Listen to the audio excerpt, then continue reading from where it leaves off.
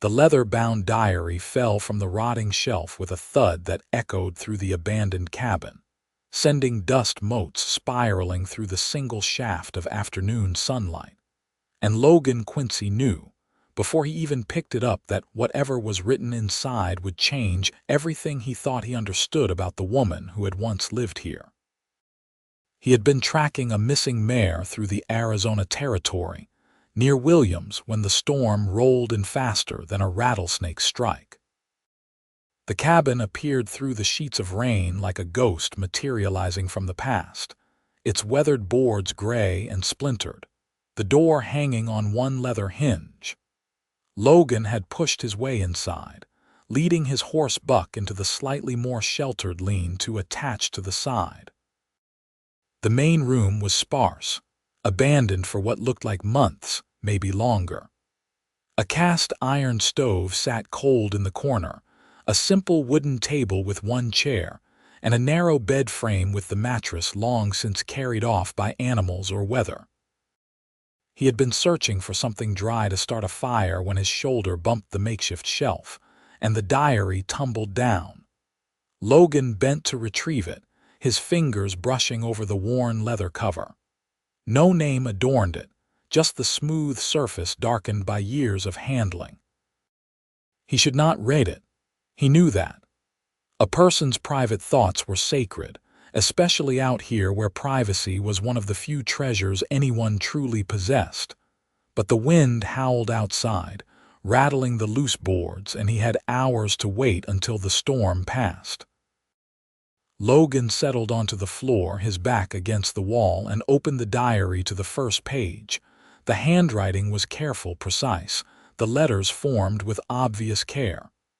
March 3rd, 1883. Papa brought me to this cabin today. He says it will be my home now that I am of age to manage the eastern property line.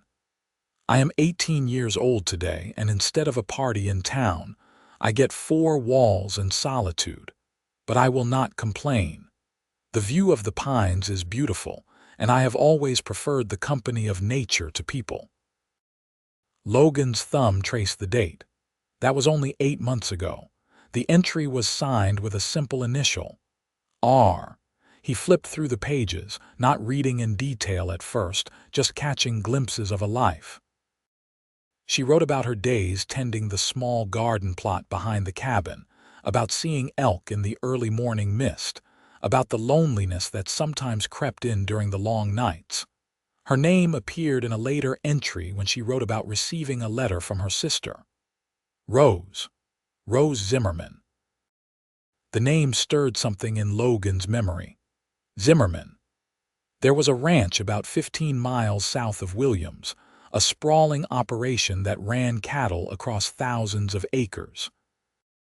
Old Friedrich Zimmerman owned it, a stern German immigrant who had carved his empire from the unforgiving territory through sheer will and harder work. Logan had never met the man, but everyone in the region knew of him. The rain continued its assault on the cabin roof, as Logan read more carefully now. Rose's entries painted a picture of a young woman caught between two worlds. She loved the wilderness, the freedom of the isolated cabin, but she also wrote longingly about books she had read, about music she missed, about conversations that went deeper than discussions of weather and livestock. Then, in an entry dated May 12th, everything changed. A cowboy came to the cabin today. He was looking for strays from the western ranges. When I stepped out to greet him, he removed his hat so quickly he nearly knocked himself off his horse. He has dark hair and darker eyes, and when he smiled, I felt something shift inside my chest. His name is Logan Quincy, and he works for the Barrett Ranch. Papa would never approve of me speaking to a common ranch hand, but Papa is not here. Logan stayed for coffee and we talked for an hour. He has read Shakespeare. Out here in this rough country, I have found a man who knows Hamlet from Romeo. When he left, he promised to pass by again if his work brought him near. I hope it does. Logan's hands tightened on the diary, his heart suddenly pounding against his ribs. He remembered that day.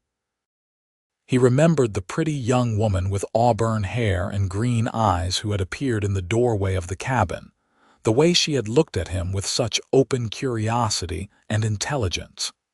He had been searching for Barrett cattle, and he had seen the smoke from her chimney. Being neighborly, he had stopped to check if all was well. They had talked, and he had ridden away thinking about her for days afterward. But his work had taken him to other ranges, other territories, and he had never found an excuse to return to that isolated cabin, until now. His fingers trembled slightly as he turned the pages, reading entry after entry.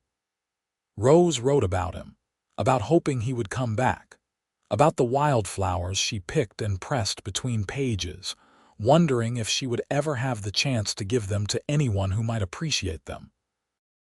About the books she read by candlelight, imagining discussing them with someone who understood. June passed in the diary. July brought heat and dry winds and a growing sense of desperation in Rose's words. Papa came today to check on the property. He says I am wasting my youth out here, that I should return to the main house and accept the proposal from Mr. Gerald Harrington, the banker's son from Flagstaff. I told Papa I would rather die an old maid than marry a man who thinks women should be seen and not heard. We argued. He left angry. I stood on the porch and wondered if the cowboy Logan ever thinks of me the way I think of him. Logan had to set the diary down for a moment. He stood, paced the small confines of the cabin, ran his hands through his hair. The rain had softened to a steady patter. He could leave now, ride back to the Barrett ranch, forget he had ever opened this diary. But he knew he would not. He could not. He picked up the diary again and continued reading. August brought a new tone to Rose's entries.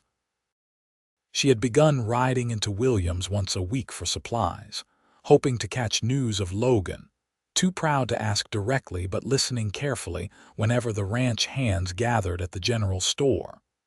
She learned he had been working a trail drive north, that he would be gone for months. Her disappointment bled through the ink. September showed a shift.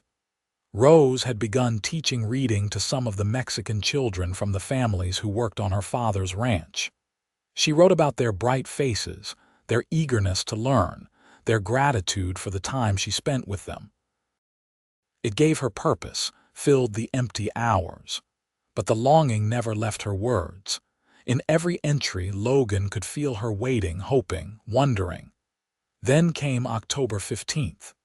The entry was longer than most, the handwriting more rushed, as if she had been eager to get the words onto paper. He came back. Logan came back.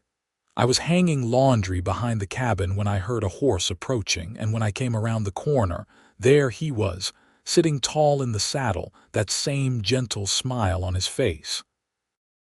He said he had been thinking about me, that he had wanted to return sooner, but the work had kept him away.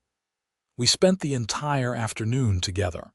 He helped me repair the fence where the posts had rotted, and we talked about everything and nothing.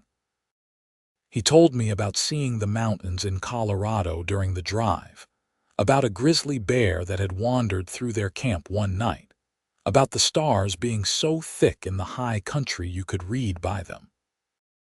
I told him about teaching the children, about the fox I had befriended who sometimes slept on my porch, about feeling like I was living two lives, one in my head and one in the world. He understood. I could see it in his eyes. When he left, he asked if he could come back. I said yes. I wanted to say, please come back and never leave again, but I maintained my dignity. Barely. Logan remembered that day too. He had ridden 40 miles out of his way just for a chance to see her again. The pull had been undeniable, a magnetism that had drawn him across the territory, despite knowing that a man like him, a cowboy with nothing but his horse and his wage, had no business courting the daughter of Friedrich Zimmerman. But when Rose had smiled at him, when they had worked side by side mending that fence, he had allowed himself to hope. The entries that followed documented a courtship conducted in stolen moments. Logan came by whenever he could, which was not nearly as often as either of them wanted. Rose's words grew warmer, more affectionate. She described the way Logan's laugh made her feel alive, the gentle strength in his hands, the respect he showed her mind as much as her beauty. She wrote about kissing him for the first time, beside the creek that ran behind the cabin, the water singing over stones and the October sun warm on their faces. Logan closed his eyes, remembering. He could still feel that kiss, the softness of her lips, the way she had leaned into him with complete trust. But November brought darkness to the pages. Papa found out. I do not know how, but he knows about Logan. He came to the cabin in a fury such as I have never seen. He called Logan terrible names, said I was throwing away my future for a man who would never be able to provide for me properly, who would never move beyond being a hired hand. He has forbidden me from seeing Logan again. He says if I disobey, he will make sure Logan is blacklisted from every ranch in the territory. He will ruin him. Papa can do it too. Everyone knows the power Friedrich Zimmerman wields. I am trapped. Logan's jaw clenched. He turned the pages faster now, a sense of dread building in his chest. Rose had tried to fight. The entries showed her spirit, her refusal to simply accept her father's dictates. She had ridden to the Barrett Ranch to find Logan, only to learn he had left for a job driving horses to the cavalry post at Fort Verde. She had waited, hoping he would return before her father took more drastic action. The entry dated November 28th made Logan's blood run cold. Papa has arranged my marriage to Gerald Harrington. The wedding is set for January 1st, 1884.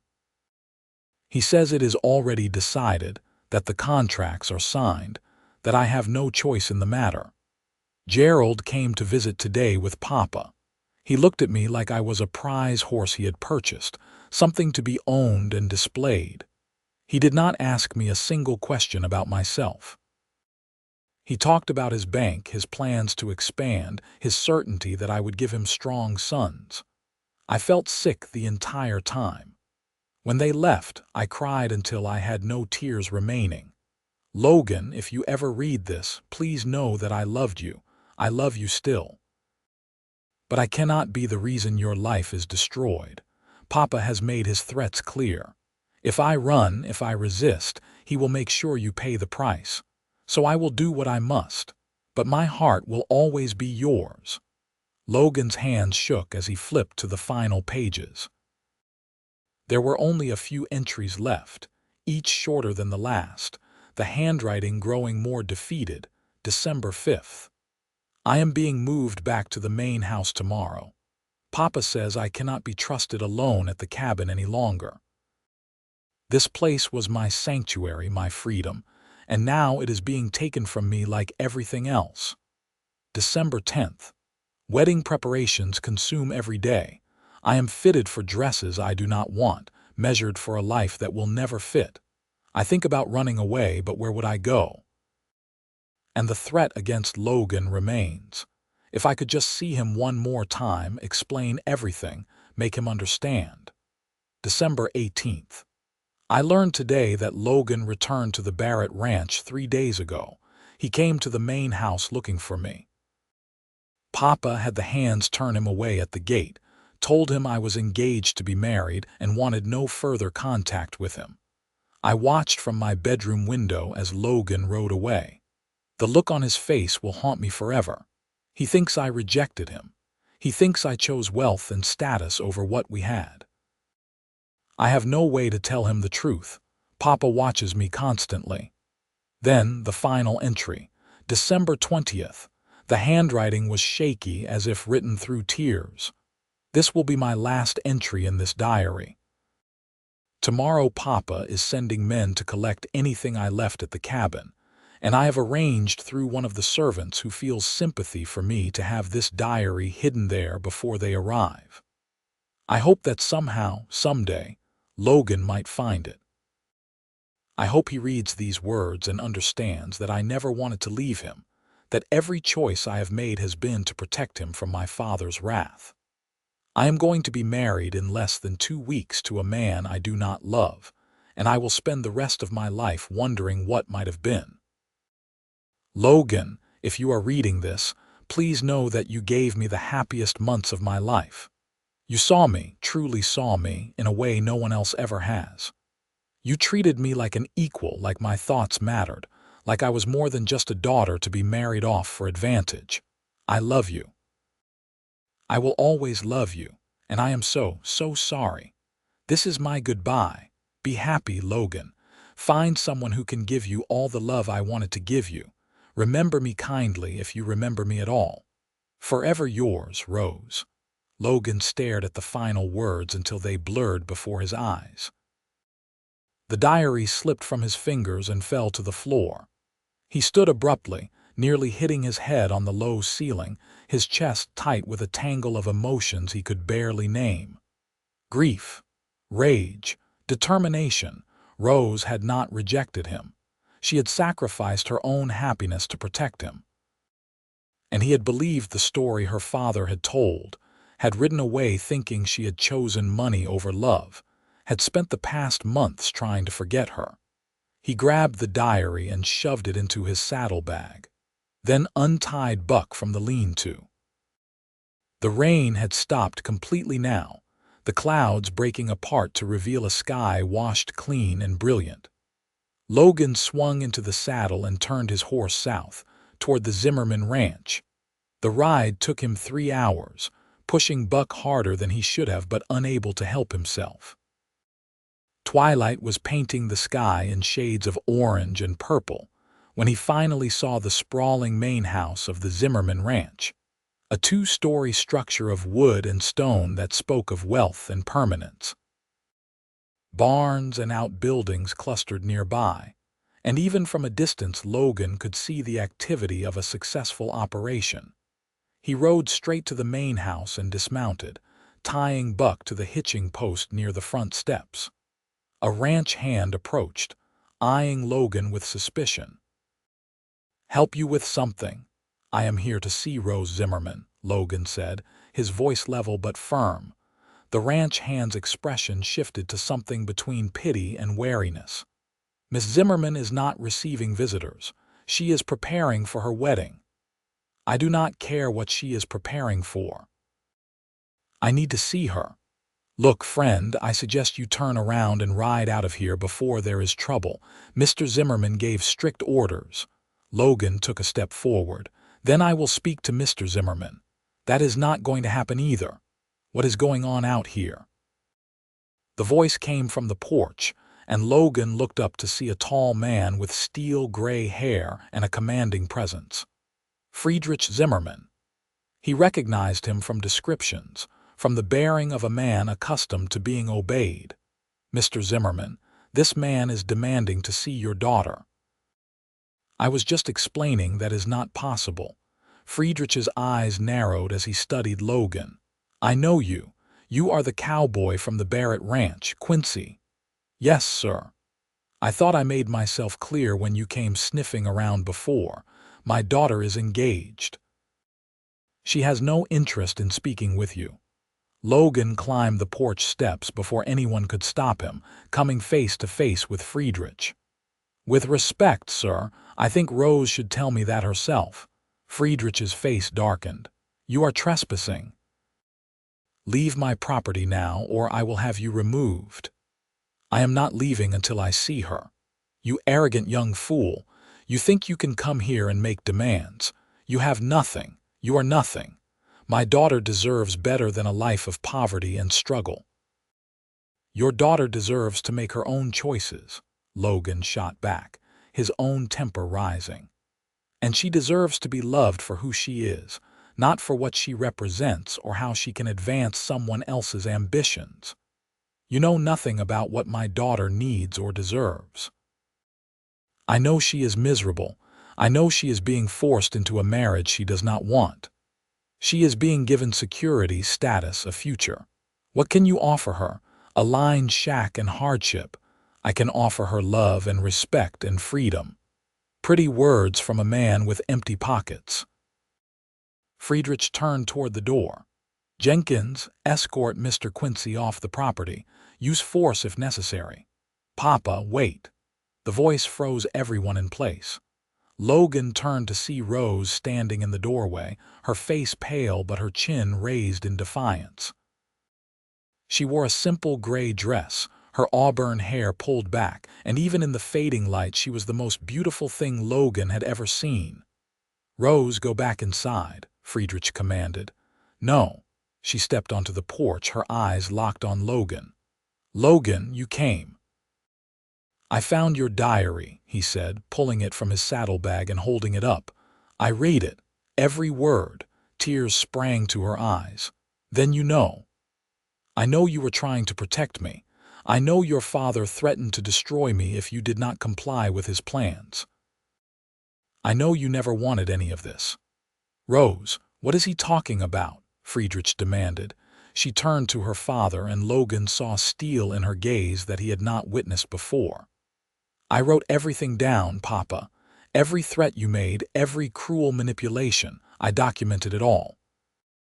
"You are confused. I have only ever wanted what is best for you." "No. You have wanted what is best for your business arrangements and your pride. You never once asked me what I wanted. You are not of sound judgment to know what you want. You are young, naive about the realities of the world." "I am 18 years old, Papa. By law, I am an adult. You cannot force me to marry against my will." Friedrich's expression turned cold. "Cannot I? The contracts are signed. The Harringtons are expecting the merger of our families. If you back out now, it will humiliate me, damage business relationships that have taken years to build." "Then you should have thought of that before you made agreements on my behalf without my consent," Rose said. She walked down the steps and stood beside Logan, taking his hand in hers. Her fingers were cold, but her grip was strong. "I am not going to marry Gerald Harrington. I am going to leave here with Logan." Logan's heart swelled, but he forced himself to think clearly. "Rose, are you certain? Your father is right about one thing. I do not have much to offer you. No land, no house, just my wages and my work." She turned to him, her green eyes bright with tears and determination. "You offer me a choice, Logan. You offer me love and partnership and the chance to live a life that is mine. That is everything." Friedrich stepped forward, his face twisted with anger. "If you walk away from this family, Rose, you walk away from everything. Your inheritance, your name, your place in society. I will not take you back." "I understand," Rose said quietly, "and I am walking away anyway." "You foolish, ungrateful girl, after everything I have done for you. You did it for yourself, Papa, you always have." Rose's voice broke slightly, but she did not waver. "Goodbye." Logan kept hold of Rose's hand as they walked to Buck. Several ranch hands had gathered, watching the scene unfold, but none moved to stop them. Logan suspected some of them had seen too much of Friedrich's harsh management to have much loyalty beyond their paychecks. "She cannot ride double with you all the way to town," one of the hands called out. It was an older man, his face weathered and kind. "Take the gray mare in the second stall. She is gentle and sure-footed." Friedrich sputtered in outrage. "You are fired, Coleman." "Was fixing to quit anyway," Coleman replied calmly. "Some things are more important than a job." Logan nodded his gratitude and went to saddle the gray mare while Rose waited with Buck. When he returned, leading the horse, Rose mounted with practiced ease. She wore no coat, had brought nothing with her, but her expression held no regret. They rode away from the Zimmerman ranch as night fell fully, the stars beginning to emerge in the vast Arizona sky. Logan kept their pace steady but not rushed, his mind racing through their options. Williams had a small hotel, but staying there would leave Rose vulnerable if her father sent men after her, which seemed likely. The Barrett Ranch was a possibility, but Mrs. Barrett ran a respectable operation and might not look kindly on harboring a runaway daughter, even one of legal age. "Logan," Rose said softly as they rode, "I need to tell you something." "What is it?" "I am frightened. Not of leaving, not of being with you, but of what I have just done. I have never defied my father before, not like this. I have no money, no possessions beyond the clothes I am wearing. I have made you responsible for me without even asking if that is what you wanted." Logan pulled Buck to a stop and waited for Rose to halt the mare beside him. He reached across the space between their horses and cupped her face gently. "Rose Zimmerman, I have thought about you every day since the moment I met you. I have loved you for months, even when I thought you had rejected me. Having you with me is not a burden. It is a gift I never thought I would receive. We will figure out the rest together." She leaned into his touch, tears streaming down her face now. "I love you, Logan, so much it terrifies me. I love you too." He leaned over and kissed her soft and gentle, a promise sealed under the stars. They rode on and Logan made a decision. Instead of heading to Williams, he turned east toward a small settlement called Ash Fork. It was rougher than Williams, less established, but that meant fewer questions and more anonymity. They could stay there while he figured out their next steps. The ride took most of the night. Rose proved herself a strong rider, never complaining despite the cold and the exhaustion that Logan could see settling over her. Dawn was breaking when they finally reached Ash Fork, a cluster of buildings that served the railroad workers and the occasional traveler. Logan found a boarding house run by a Mexican woman named Señora Alvarez. She looked at them with knowing eyes, taking in Rose's fine dress and exhausted face, Logan's protective stance. "We need a room," Logan said. "2 rooms," he corrected quickly. Señora Alvarez smiled slightly. "I have 1 room available. It has 2 beds. Respectable. You pay for the week in advance." Logan counted out the coins from his wages, watching his savings diminish rapidly but not caring. Señora Alvarez handed him a key. "There is a washroom at the end of the hall. Breakfast is at 7. Do not cause trouble in my house and we will have no problems." "Thank you, madam," Logan said. The room was small but clean, with 2 narrow beds, a washstand, and a single window overlooking the dusty street. Rose sank onto one of the beds, her strength finally giving out. Logan poured water into the basin and brought it to her along with a cloth. "Rest," he said gently. "You are safe here." "What are we going to do?" she asked, her voice small. "First, you are going to sleep, then we are going to talk about what comes next." "But Rose, I promise you, we will figure this out, together." She nodded and lay back on the bed, asleep almost before her head hit the pillow. Logan sat in the single chair and watched her, his mind turning over their situation. He had enough money for maybe 2 weeks if they were careful. He could find work, but it would take time to earn enough to set them up properly.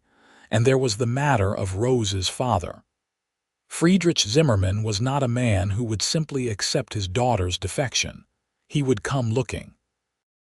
Logan must have dozed in the chair because the next thing he knew, sunlight was streaming through the window and Rose was stirring. She sat up slowly, wincing as stiff muscles protested. "What time is it?" she asked. "Past noon, I would guess. You needed the sleep." Rose stood and walked to the window, looking out at Ash Fork's Main Street. "This is my new life," she said wonderingly.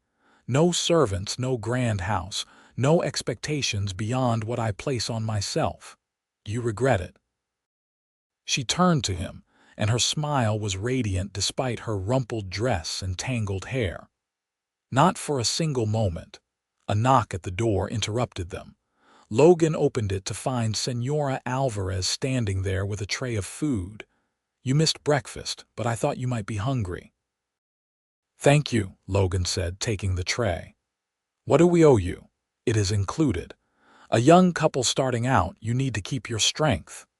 Her eyes twinkled knowingly. After she left, Logan and Rose ate the simple meal of beans, tortillas, and coffee in companionable silence. When they finished, Rose spoke up. "We need a plan, Logan. I know. I have been thinking. I can find work, probably with one of the ranches or maybe with the railroad. It will not pay much at first, but it is honest work." "And what about me?" "I cannot simply sit in this room waiting for you to return each evening. I need purpose." Logan looked at her thoughtfully. "What do you want to do?" "I want to teach, like I was doing with the children at Papa's ranch." "There must be families here who would want their children to learn reading and writing." "That is a fine idea, but we would need books, supplies, and folks around here might not have money to pay for schooling." Rose's expression grew determined. "Then I will find a way to get what we need." "I am not helpless, Logan. I was raised to manage a household, to organize, to make things work. I can do this." Over the following days, they began to build a life. Logan found work with a freight company, loading and unloading cargo from the trains. It was hard physical labor, but it paid daily wages. Rose spoke with Senora Alvarez, who connected her with several families in the area. Within a week, Rose had gathered a group of 8 children who met in the boarding house's common room each afternoon for lessons. The parents paid what they could, sometimes in coins, sometimes in food or trade. It was not an easy life. Logan worked long hours, coming back to the boarding house exhausted and aching. Rose discovered that teaching children with no formal education required patience and creativity she had not known she possessed. But every evening, they ate dinner together, shared stories of their days, and fell into bed in their separate bunks, always aware of each other's presence. 3 weeks after their arrival in Ash Fork, Friedrich Zimmerman found them. Logan was walking back from work when he spotted the familiar figure standing outside the boarding house. His first instinct was to protect Rose, to get between her and her father before any confrontation could occur. But as he approached, he realized Friedrich was alone, his posture less commanding than defeated. "Mr. Zimmerman," Logan said cautiously. Friedrich turned. "Quincy, I need to speak with my daughter." "That depends on whether she wants to speak with you." "I am not here to drag her back if that is what you are worried about. I just want to talk." Logan studied him for a long moment, then nodded. "Wait here. I will ask her." Rose was in the common room cleaning up after the day's lessons. When Logan told her that her father was outside, her face went pale. "What does he want?" "He says just to talk, but you do not have to see him if you do not want to." Rose took a deep breath. "No, I will speak with him, but you should be there too." They went outside together, presenting a united front. Friedrich's eyes went immediately to his daughter, and Logan saw something break in the older man's expression. "Rose, you look well." "I am well, Papa. I heard you are teaching children here. News travels fast." "It does in this territory." Friedrich shifted his weight, clearly uncomfortable. "Your mother is worried sick about you. Mama has always worried. Tell her I am safe and happy." "Are you happy, I mean, living in a boarding house, scraping by?" Rose lifted her chin. "Yes, Papa. I am happier than I have ever been." Friedrich flinched as if she had struck him. "I see." He was quiet for a moment, then continued. "I came to tell you that I have dissolved the arrangement with the Harringtons. There will be no wedding." Relief flooded through Logan, though he tried not to show it. "I also came to apologize," Friedrich continued, and now his voice roughened with emotion. "You were right. I made decisions for you without considering what you wanted. I thought I was protecting you, giving you a secure future, but I was really just trying to control everything as I always have. Your mother helped me see that." He paused. She told me that if I lost you over my pride and stubbornness, she would never forgive me, and neither would I forgive myself. Tears welled in Rose's eyes. Papa, I do not understand why you would choose this life when you could have comfort and ease, but it is your choice to make, not mine. If this cowboy is what you want, if this is the life you want, then I will not stand in your way. He looked at Logan. I was wrong about you, Quincy. A man who would face me down to defend the woman he loves has more courage than I credited. Thank you, sir, Logan managed. Friedrich reached into his coat and pulled out a leather pouch. This is yours, Rose. Your mother insisted. It is the money your grandmother left you. By rights, it has always been yours, and I had no authority to withhold it. Rose took the pouch with shaking hands. Thank you. There is enough there to make a good start. Buy some land, maybe, or start a proper school. Whatever you want. Friedrich's voice broke slightly. I want you to know that if you ever need anything, if you ever want to come home, the door is open. Both of you. Rose stepped forward and embraced her father. Friedrich held her tightly, his eyes closed, and Logan had to look away from the intimacy of the moment. When they separated, Friedrich cleared his throat gruffly. I should go. Your mother will want to know you are well. Tell her I love her, and Papa, I love you too, despite everything. I love you too, daughter, more than my pride, which is saying something. He almost smiled, then turned and walked to his horse. They watched him ride away, and Rose leaned into Logan's side. He wrapped his arm around her, holding her as she cried quietly. Are you all right? He asked after a while. Yes, better than all right. That pouch, Logan, do you know what this means? We can actually build something now, a real future. That evening they counted the money. It was more than Logan had expected, a substantial sum that represented years of savings. Rose was right. This changed everything.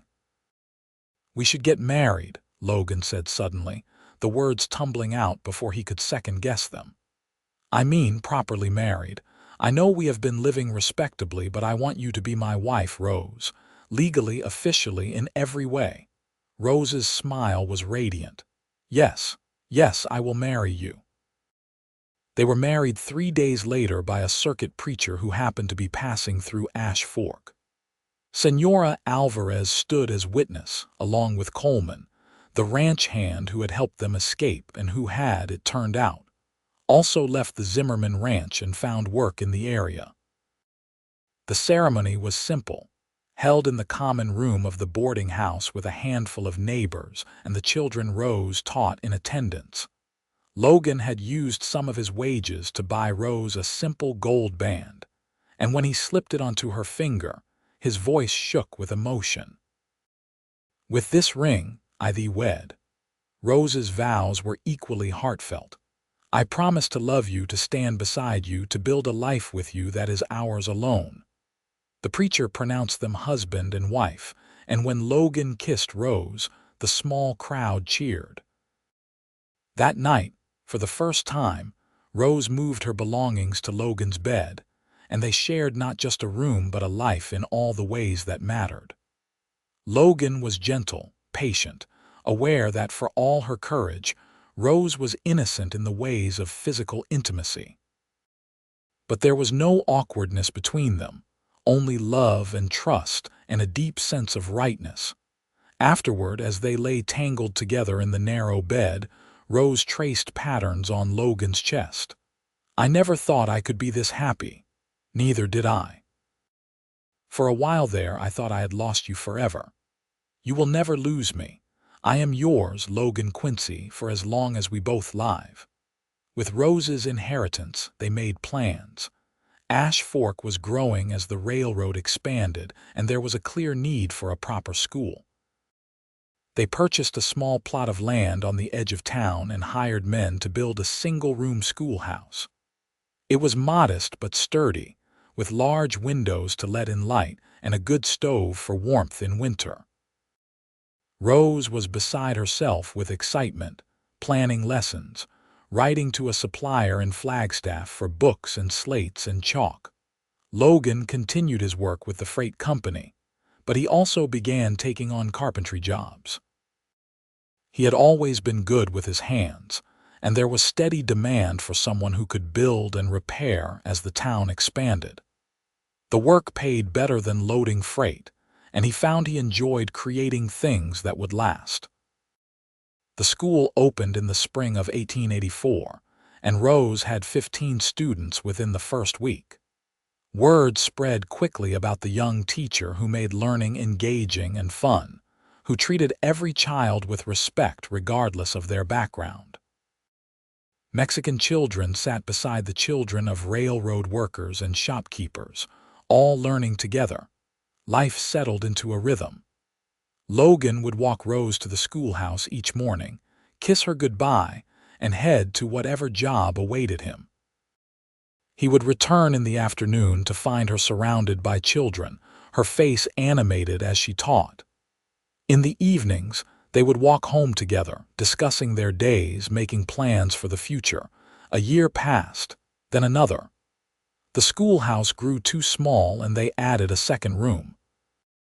Logan's carpentry business became successful enough that he hired an apprentice, a young Mexican man named Javier who showed real talent with woodwork. Rose wrote to her mother regularly, and Senora Zimmerman visited twice, reconciling with her daughter and grudgingly acknowledging that Logan was a good man who loved her daughter deeply. Friedrich never visited, but he sent gifts on holidays and included notes that grew progressively warmer. He was learning to let go, to accept that his daughter had chosen her own path. In the winter of 1886, Rose discovered she was pregnant. She told Logan one evening as they sat by their fireplace in the small house they had built next to the schoolhouse. He had been reading while she worked on lesson plans, and when she spoke the words, he thought at first he had misheard. "What did you say?" "I am going to have a baby, Logan. We are going to have a baby." He set down his book carefully, his hands trembling. "Are you certain, Doctor?" "Morrison confirmed it yesterday. I wanted to be sure before I told you." Logan crossed to her and knelt beside her chair, taking her hands in his. "Rose, we are going to be parents. Are you happy?" "Happy. I am terrified and thrilled and amazed all at once." He kissed her hands, her cheeks, her lips. "You have given me everything, Rose. A home, a purpose, love, and now a child. How did I get so fortunate?" "We are fortunate together," she corrected gently. The pregnancy progressed smoothly. Rose continued teaching through the spring, finally stopping in early summer when the heat and her growing belly made it too uncomfortable to manage a classroom of energetic children.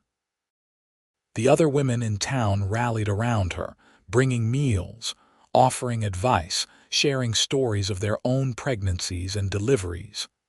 In August, on a blazing hot afternoon, Rose went into labor. Logan paced outside their bedroom while Dr. Morrison and Senora Alvarez attended to his wife, each cry from Rose making him flinch.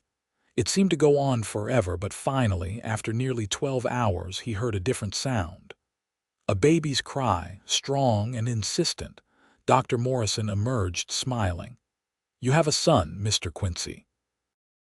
A healthy, loud son. Logan burst into the bedroom to find Rose propped up in bed, exhausted but radiant, holding a tiny bundle wrapped in a blanket. Her hair was damp with sweat, her face pale, but her smile was brilliant.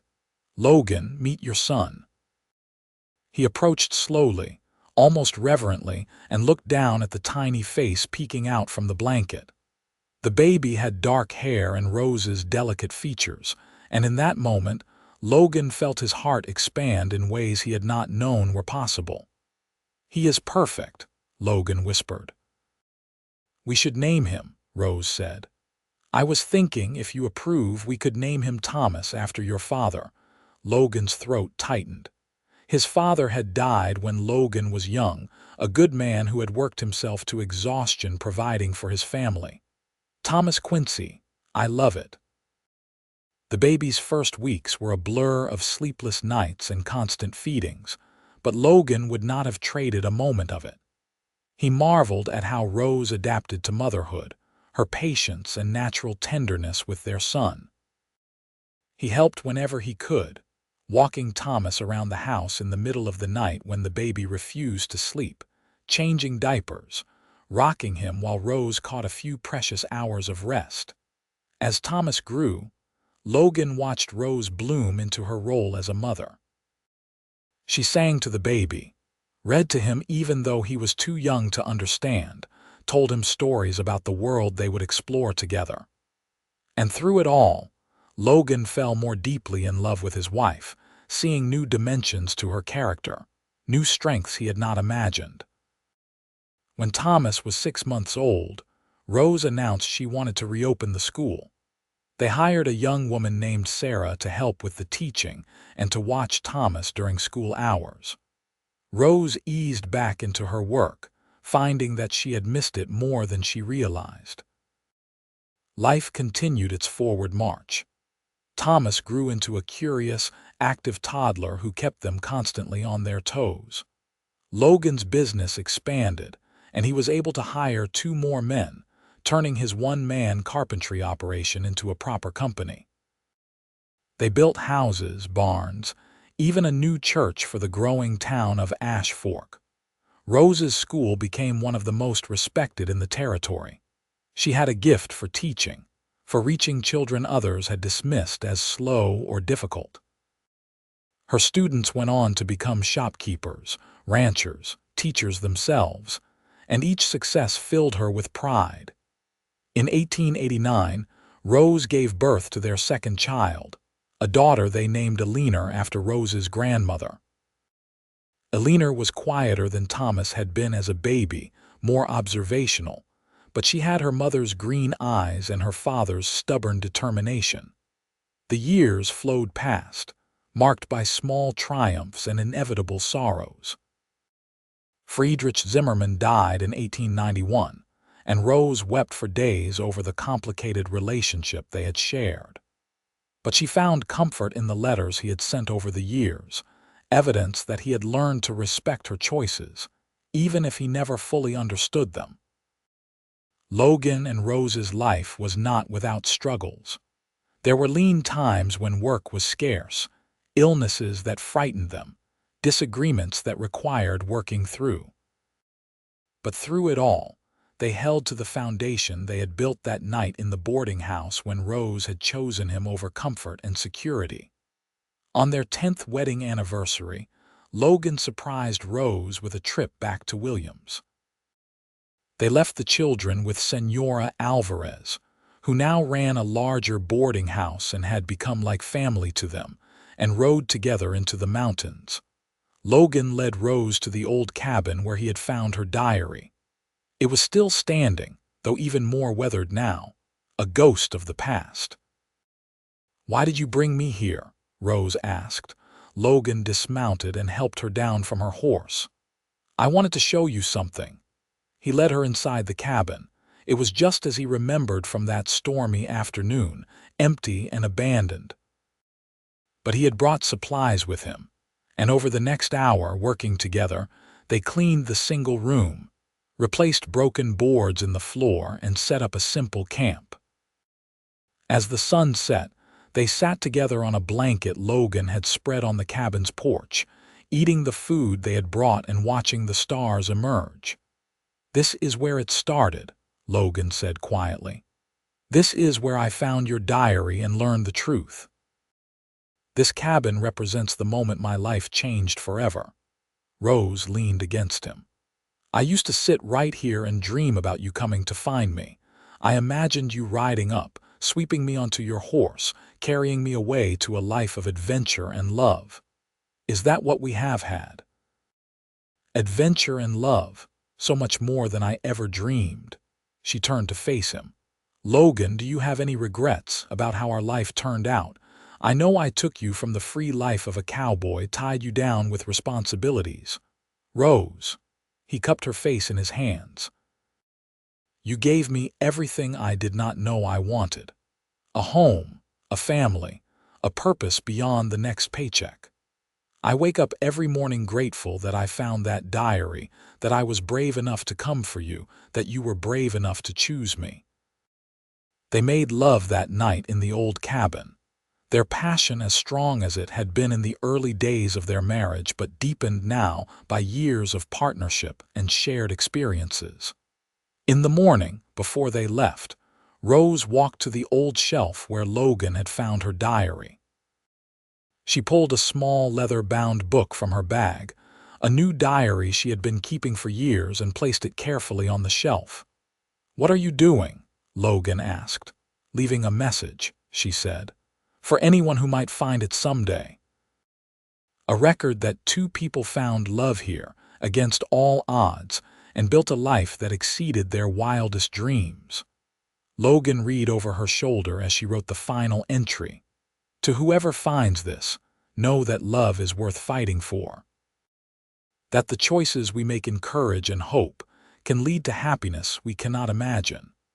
That a simple cowboy and a rancher's daughter can build a life of purpose and joy if they face it together. Logan found my diary in this cabin, and it brought him back to me when all seemed lost. Now I leave this record of our life, testament to the truth that love conquers all." Rose Zimmerman Quincy, 1894. They rode back to Ash Fork hand in hand, returning to their children and their work and the life they had built together. The years continued to unfold. Thomas grew into a thoughtful young man who shared his mother's love of learning and his father's skill with his hands.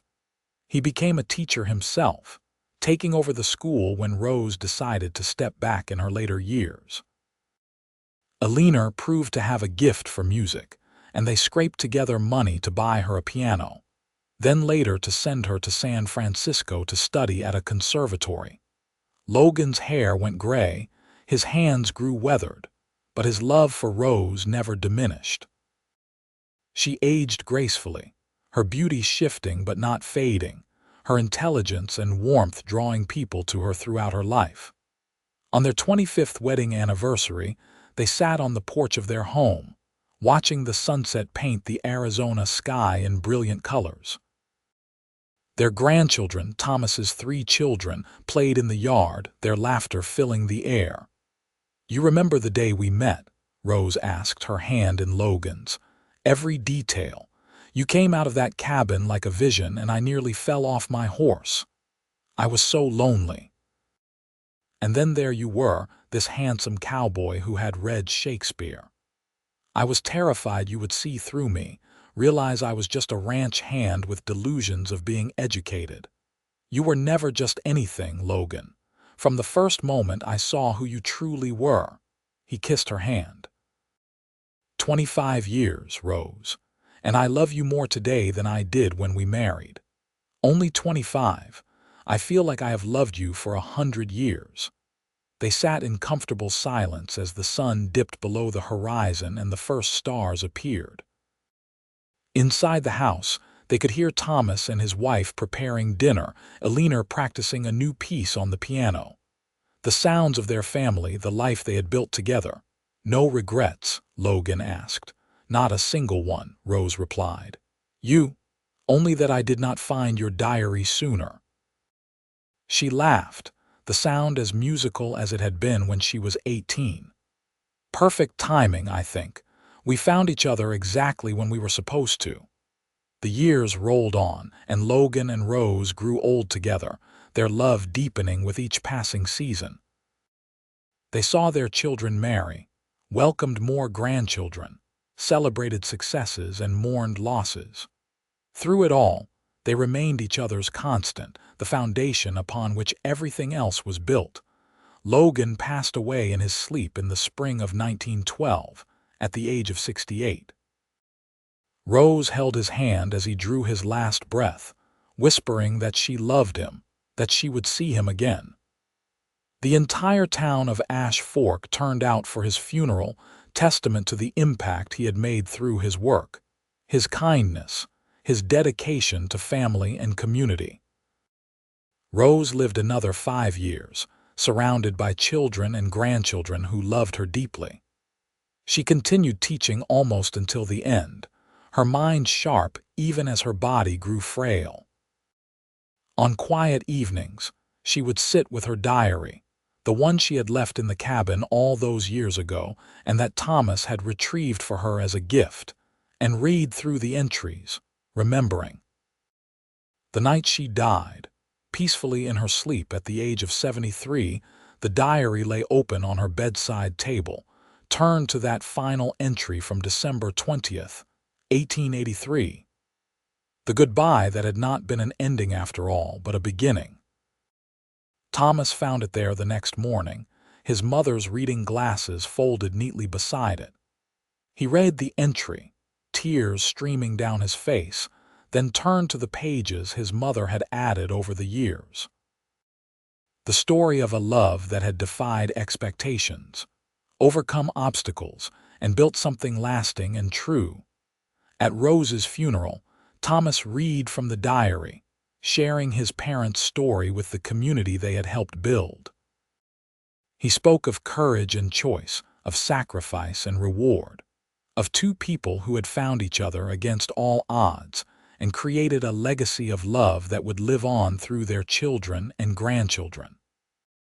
Years later, when Thomas was an old man himself, he returned to the cabin in the mountains one last time. It was barely standing now, the roof caved in, the walls leaning dangerously. But that old shelf still clung to its moorings, and on it sat both diaries, protected somehow through the decades. Thomas took them home, these precious records of his parents' love story. He gave one to his own son and the other to Alina's daughter, ensuring that the story would be passed down, that future generations would know how Logan Quincy found Rose Zimmerman's diary in an abandoned cabin, and how that discovery changed everything. The diaries became treasured family heirlooms, read at weddings and anniversaries, proof that love could overcome any obstacle, that the choice to be brave, to fight for what mattered, was always worthwhile. And somewhere in the mountains of Arizona, that old cabin finally collapsed completely, returning to the earth from which it came. But it had served its purpose, bringing two souls together and launching a love story that would echo through generations. In the end, Rose's goodbye had not been a goodbye at all. It had been a plea, a hope cast into the universe that somehow found its mark. Logan had found her diary and in doing so found his way back to her. They had built a life together that far exceeded anything either could have imagined that day, when a lonely cowboy sought shelter from a storm and discovered words that would change his life forever. Their love story became legend in the small towns of Arizona, a tale parents told their children about staying true to yourself, about having the courage to choose love over security, about building something meaningful from nothing but determination and devotion. Schools taught about Rose Quincy, the pioneering educator who brought learning to the frontier. Churches spoke of Logan Quincy, the honest craftsman who built much of the town with his own hands. But the family knew the real story, preserved in those diary pages. They knew about sacrifice and risk, about the moment when everything hung in the balance and two people chose each other over everything else. They knew that true love was not some fantasy from storybooks, but something built day by day through work and patience and unwavering commitment. The grandchildren and great-grandchildren of Logan and Rose Quincy carried that knowledge forward, applying it to their own lives, their own loves. And when they faced their own impossible choices, their own moments of doubt or fear, they remembered the story of the diary found in an abandoned cabin, and they found the courage to be brave. In this way, Logan and Rose's love story never really ended.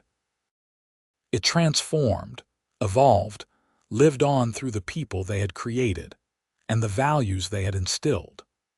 The diaries themselves eventually found their way to a museum, where historians marveled at the detailed record of frontier life and the remarkable story they contained. But copies were made, distributed to each branch of the family, ensuring that no descendant would grow up without knowing where they came from, without understanding the foundation of courage and love upon which their family tree was built.